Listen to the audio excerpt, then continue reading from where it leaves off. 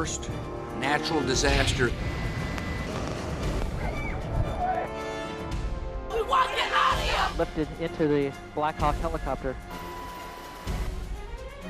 You just think of these waves coming in, bam, bam, bam.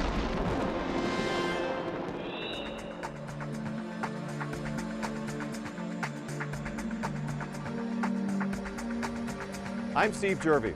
We're at Beauvoir in Biloxi, Mississippi on the Gulf Coast, at the historic post-war home of Jefferson Davis, the President of the Confederate States of America.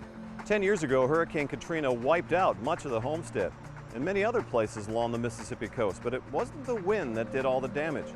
It was Katrina's enormous storm surge.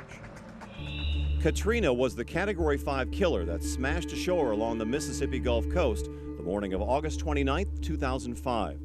It formed over the Bahamas 5 days earlier. It crossed over South Florida as a Category 1 storm.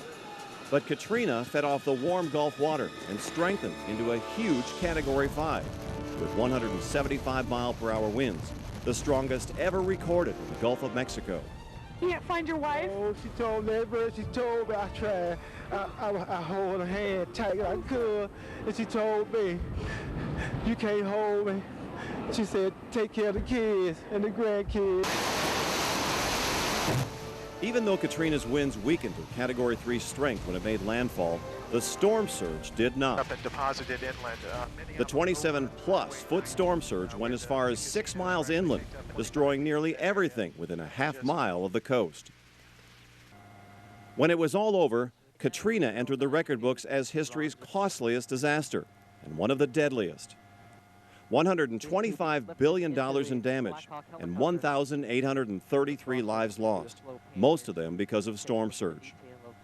Over the next hour, we'll show you what forces were at work to create this and other monster hurricanes, and show you why storm surge, just like Katrina's, is a real threat to Tampa Bay. And that's why we're here. Just like the Mississippi coast, the Tampa Bay area is vulnerable to a hurricane's fast-rising tide. Katrina made a direct hit just east of New Orleans at the mouth of the Pearl River. Its storm surge nearly washing the town of Waveland off the map. Your cars floated. That's where Steve Trutel lives.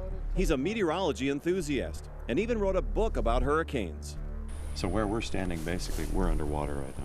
Well, you're underwater and I'm very much underwater.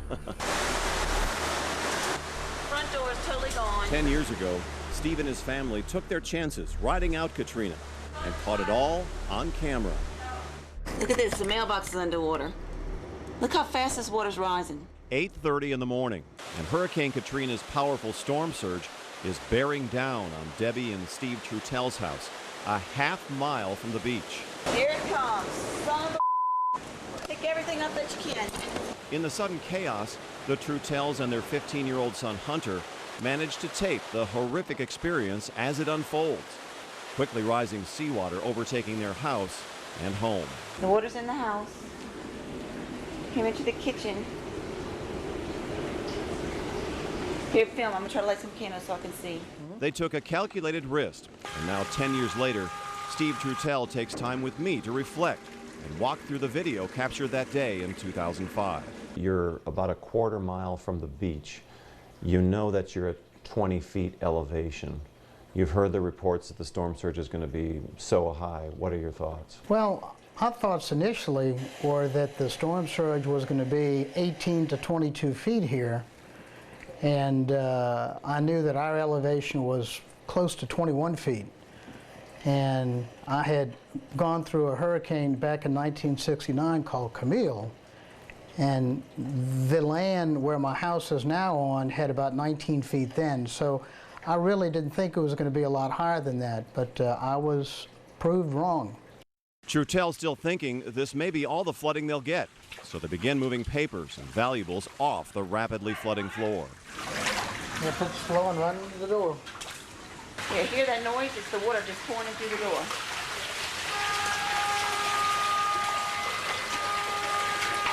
Don't open it, it's up high, it's very high. Camille was a huge point of reference for the Gulf Coast and here in Waveland and other parts of the Mississippi Gulf Coast. And that was kind of the standard, wasn't it? The Category 5. Camille, it's like, wow, Category 5, one of only 3 in the last century, so it can't be possibly as bad as that. Especially since Katrina, they were saying, weakened to a Category 3, right? Steve, you're right. That was the benchmark that the people 1 and 2 generations older than me used. And the thing about Katrina that we realized later was that it did not have the wind speed that there was for Camille, but it was such a larger storm, and it had been stronger deeper south in the Gulf, and it was heading in a certain direction and vector. All 3 of those things lined up that smashed what the experts thought the storm surge would be from just a Category 3, which is what it was when it made landfall. But it had a tremendous storm surge, and we were not expecting it. Those are words heard over and over in killer storms. As you watch this stuff, and I'm just an outsider watching this, you wonder, it's like, what were you thinking about you and your family? I mean, you're obviously concerned for the safety of your family. It's like, what are you thinking? It's like, should I have gone out or gotten out earlier, or why am I here? What was going through your mind with you and your family? Coming up, the answer to that question as we find out how this family survived a direct blow from Hurricane Katrina's furious storm surge when Surviving the Storm returns.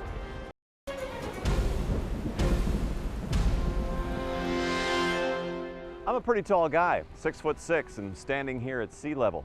At the peak of the storm surge from Hurricane Katrina, it was registered 27.8 feet. That's above the height of that gate.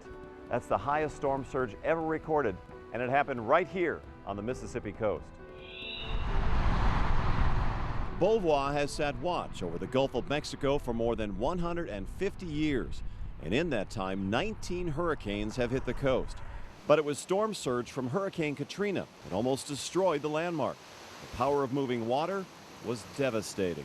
Were you surprised at you lost a lot of artifacts that are just gone, but as a person of history and a person who is maintaining a property that's holding a lot of history, were you surprised at the destructive nature of nature and what it could do, that power of water? And Well, I always knew it could do it.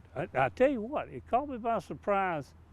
I wasn't surprised about it beating the hospital down. I wasn't surprised about what it did to the house, especially with those pieces of wooden boardwalk in there. But I was surprised at what it did to the Jefferson Davis Presidential Library. It hit it and blew it out.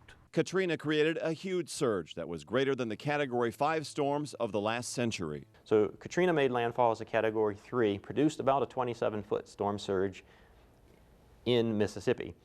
You contrast that with Category 4 Charlie, which made landfall in southwest Florida, produced only a 7-foot storm surge. So here you have a stronger storm, Charlie, producing significantly less storm surge. The difference between those two were storm size. Katrina was huge, 400 miles across, and was a Category 5 in the Gulf. It piled up water, and although it weakened near landfall, brought a historic catastrophe. When you get to 27 feet of storm surge, it's virtually utter and complete destruction. Visited the area after Katrina, and basically every standing structure was total destruction, right down to the slab that it sat upon. It was just nothing remained. In trees, homes, nothing remained. Many people on the Gulf Coast had no idea it would be this bad. But in all this destruction, a better message will come out of Katrina for future threats. Storm surge will be a separate warning from the Saffir-Simpson scale.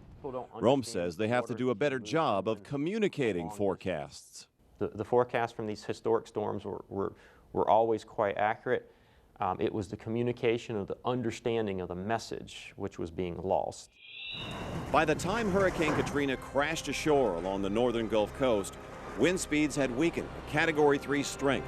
The weaker winds did little to lessen the impact of the storm surge. Meteorologist Lee Spann shows us why and what caused the storm to weaken. We do not like the perfect storm when it comes to hurricanes. And that's what Katrina was, just days before landfall, sitting in the Gulf of Mexico, churning as a perfectly formed Category 5. The loop current is a special area of our Gulf that has really warm water, and that's the fuel for hurricanes. And Hurricane Katrina hit that and spun up to Category 5 with wind gusts to 215 miles an hour. So why, in the hours before landfall, did the storm weaken to a Category 3? Many major hurricanes in the Gulf of Mexico, as they approach land, will tend to weaken about 12 to 24 hours before landfall, because now the hurricane is starting to drag some of that drier air over the land into the eye wall. With Katrina, winds on the west side of the storm brought in drier air off the land, and you can see how the clouds were eroding. That's one of the reasons for the weaker winds. The winds also weakened because of the slightly cooler water near shore. Plus, the storm went through an eye wall replacement cycle, which ultimately weakened it but made it bigger. Jamie Rome is the storm surge specialist for the National Hurricane Center and points out that storm surge can have more to do with the size of the storm as opposed to its wind speed. Katrina's 27-foot storm surge was much higher than a typical Category 3 storm. Remember, Category 4 storm Charlie in Florida had a storm surge of just 7 feet. Rome has a pretty good idea of what could have happened had Katrina remained a Category 5 at landfall. The water would have come up much faster, and those people who were able to, quickly scramble to safety might not have had the luxury of that time. So the death count would have been higher, the destruction would have been much, much higher. Lee Spann, News Channel 8. Beauvoir. It's French for beautiful view, and no wonder. The last home of Jefferson Davis, U.S. soldier, congressman, senator, Secretary of War, and the Confederate States President, looks out from the Biloxi coast in Mississippi Sound on the Gulf of Mexico. Plantation owner James Brown built the Louisiana-raised cottage as a summer home in 1852. The place changed hands a few times before Davis, in the process of purchasing Beauvoir, inherited the estate from Sarah Dorsey when she died in 1880. Davis wrote most of his memoir, The Rise and Fall of the Confederate Government, here. After his death, Davis's widow sold the property to the Sons of the Confederate Veterans, provided it was used as a home for Confederate veterans and their widows, and as a memorial to Davis and the Confederate soldier. Today, Beauvoir is a National Historic Landmark, museum, and presidential library. But 10 years ago, Beauvoir was nearly lost, forever. Hurricane Katrina's cruel and unforgiving power attacked Beauvoir with full force, wiping out nearly every structure on the property, including a brick veterans hospital, a museum, and hundreds of priceless artifacts. Yet the house somehow survived. We knew we were going to be in for it, but we didn't know how bad. Rick Fort is chairman of the combined board of Beauvoir. He and fellow Sons of the Confederacy are stewards of the estate. What are your thoughts 10 years after this horrific event? I had a battery-operated radio, and it said that Beauvoir was destroyed. And I told my wife, I'm going to Beauvoir to see. And I turned the corner right here at this red light and looked, and there was a building that I didn't recognize, and that was Beauvoir because this porch was completely gone. But it was here, so just seeing it here and not destroyed, I felt a little better. What are your thoughts of what happened here and Katrina in general 10 years later? I mean, it was heartbreaking. All of us that were concerned when Charles called me and asked if Beauvoir was still here, and I said, yeah, he started crying, and I don't even like to talk about it. Charles is Professor Charles Sullivan of the Mississippi Gulf Coast Community College and Beauvoir archivist. We met under the very oak tree where Jefferson Davis liked to read. Well, this is a beautiful tree that survived Katrina, but it also has quite a history behind it on this property. Yeah, well, a lot of the trees have a history on this property. The fact that they're even still here is a miracle, and it's certainly a miracle that the house is still here. Now, to date, it has absorbed the blows of 18 hurricanes, with Katrina being the very worst. The very worst because of this hurricane's unimaginable storm surge. Few people realize that a cube of water weighs 1,728 pounds. Now you just think of these waves coming in, and they got all these cubes weighing 1,728 pounds. Bam, bam, bam. They just beat everything down. Sullivan credits the construction. The house is raised on pilings to help with airflow. All the windows face the water. The roof is built in such a way that the wind can't get its fingers under it and rip it off. Every direction that the wind blows, it blows the roof down on the house, and it's made out of heavy Welsh slate.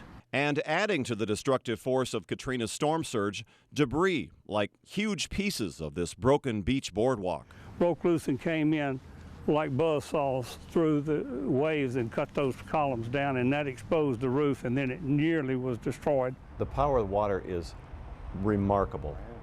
You've seen it. It's unbelievable. Unbelievable what water can do, and again, it can be the most beautiful thing and it can be the most deadly thing. But take note when the weather guys tell you it's coming your way.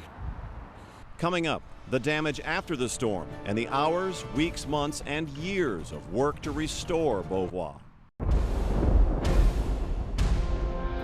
Scientists use historical data and every other tool they have available to study hurricane development and forecasting.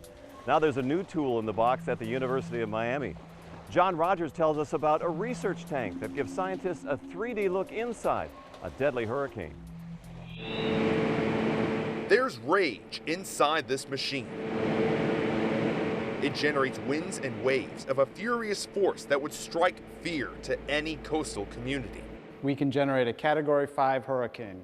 This is the Sustain facility at the Rosenstiel School of Marine and Atmospheric Science. You're creating a hurricane in a box.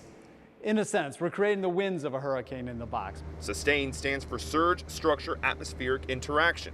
It's a 75-foot, $50 million facility that can help scientists improve hurricane forecasting. It's well known that hurricanes grow in intensity over warm waters, but scientists have no idea how fast they grow.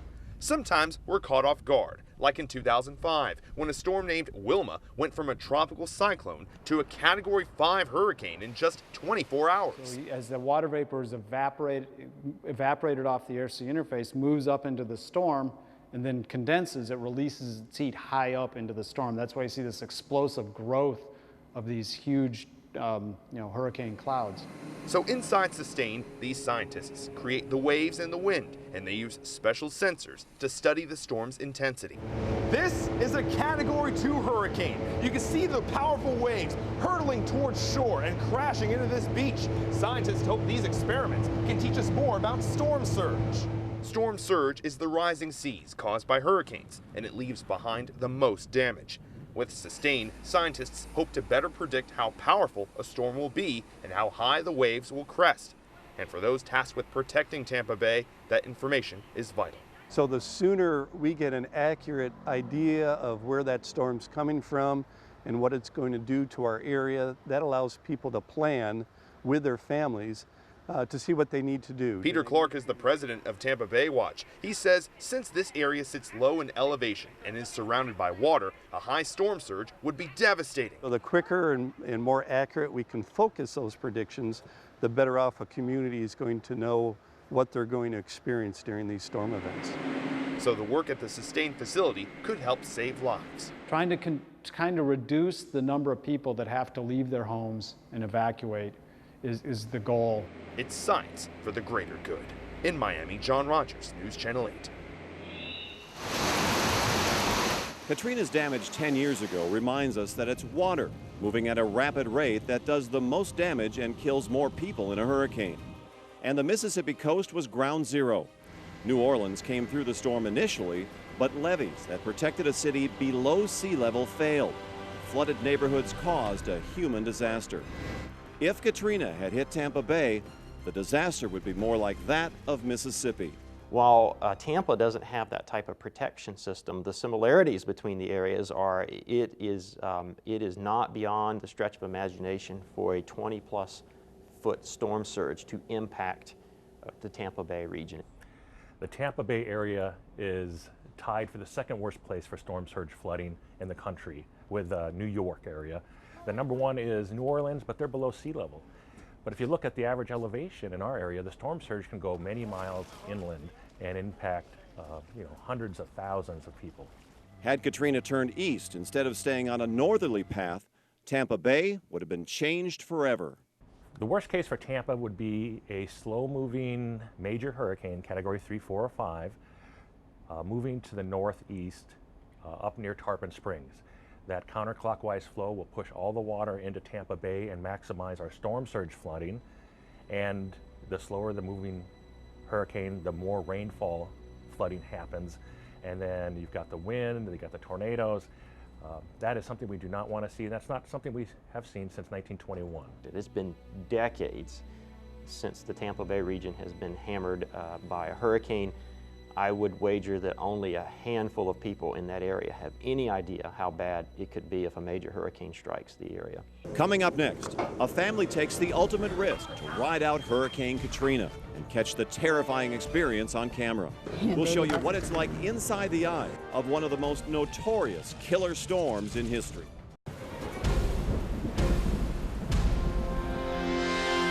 Don't go out there. Do not go outside. At Ground Zero in Waveland, Katrina's water was rising rapidly inside Steve Trutel's house. As the water starts coming up, and especially as it starts coming in underneath the doors, where you're actually starting to see water on your kitchen floor coming in underneath, what are your thoughts at the time?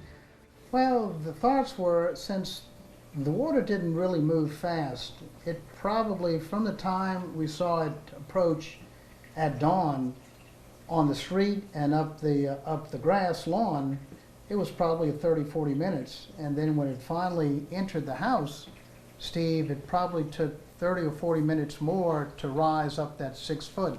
6 feet of salt water inside the house. Outside, benches and patio furniture they thought were secure are floating by. Oh my gracious. Water is backing up in the drains, contaminating fresh water they filled the bathtubs with. It's over the mailbox. This is a tidal flow, it's still rising. Remember our plan of action. Their plan? Everybody, including the dogs, head upstairs. Oh, the computer. To the safety of the second floor. This is 25 feet above sea level, and it's still rising. Can you just get a radio station? All the mailboxes are gone. Against the window in Steve's office. It's coming up higher. Steve warns that there could now be a period where the water starts to rise very quickly. And it does. Yeah, baby, it's rising fast right now. It's risen like 3 feet over the top of the mailbox instantly. We're on the second story. That's how high the water's gotten. There's a boat floating down the street. It looks to me just like somehow you got your house stuck in the middle of a river. Would that be an accurate portrayal? Well, I think you're right, Steve. That's exactly how I would summarize it. There was not the big wave or the frothy items that you normally see in the open water, but the water was moving. It was moving fast, but there was just not a lot of the wave action, but a lot of strength and energy in the water. Just not the angry waves that you see on offshore. That's the neighbor's house. It's all still incoming. And in the middle of all this, a foretelling thought from son Hunter. Oh man, I do not want to see what New Orleans looks like right now. In the back of your mind, are you going, oh gosh, I should have gotten out of here? Absolutely we were. If we had thought that there would have been 6 feet of water in our house, we definitely would not have stayed. Then, thankfully, the surge stops. And it appears that the water's starting to recede. Everything's being sucked back out.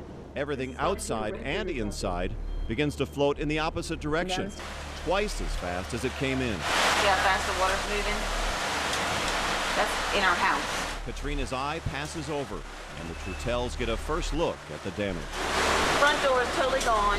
And the wind is picking back up. And you're watching the water go out, and it looks like it's going out pretty fast. What are your thoughts right now?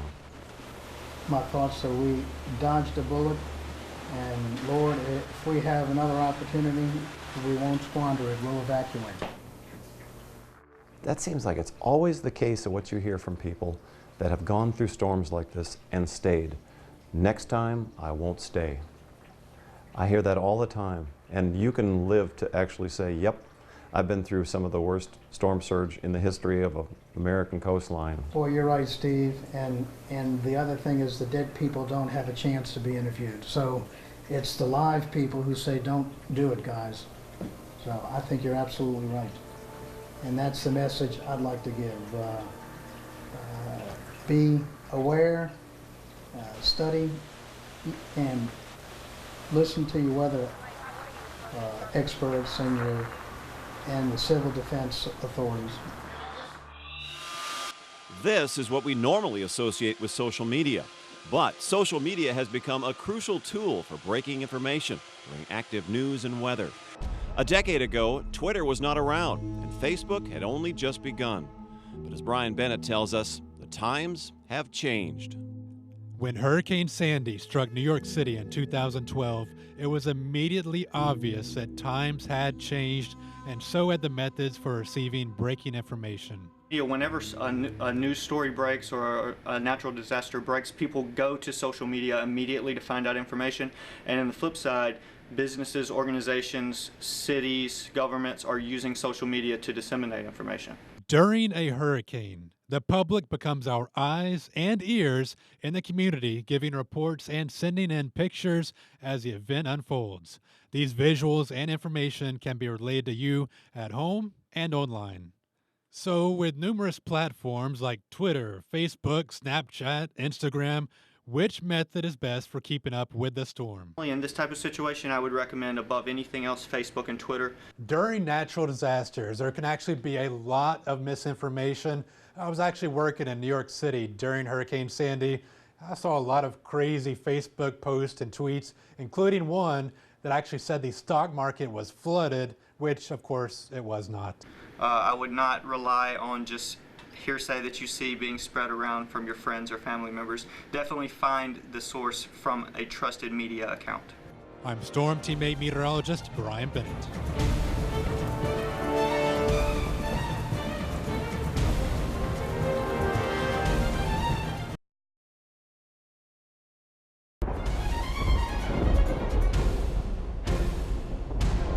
Storm direction and intensity are the pieces of information that emergency planners and homeowners are most often interested in as hurricanes approach.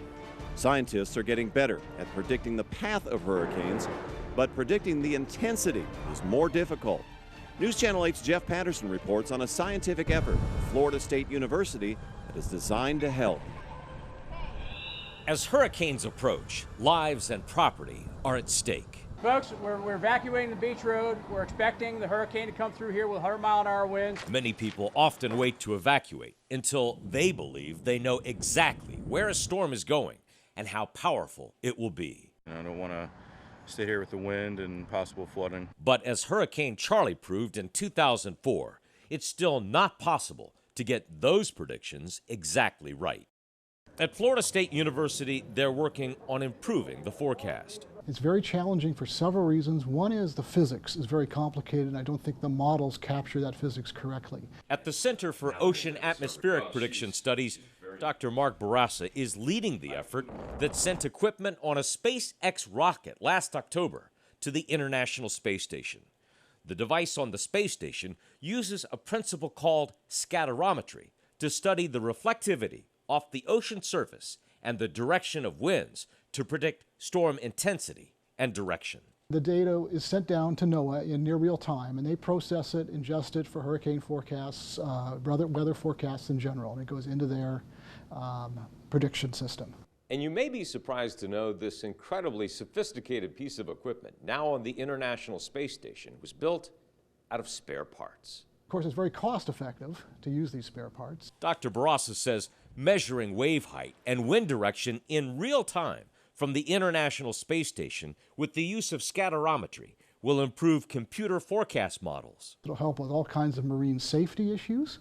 We'll find storms all over the globe, and it very accurately gives the weather patterns with those storms. Helping forecasters give better information before a storm hits. Jeff Patterson, News Channel 8. For watching. We especially want to thank our friends here at Beauvoir in Biloxi, Mississippi, and all along the Mississippi Gulf Coast. Hurricane season runs from June 1st until the end of November. Hurricane Katrina has taught us to always be prepared and have a plan for survival. Good night.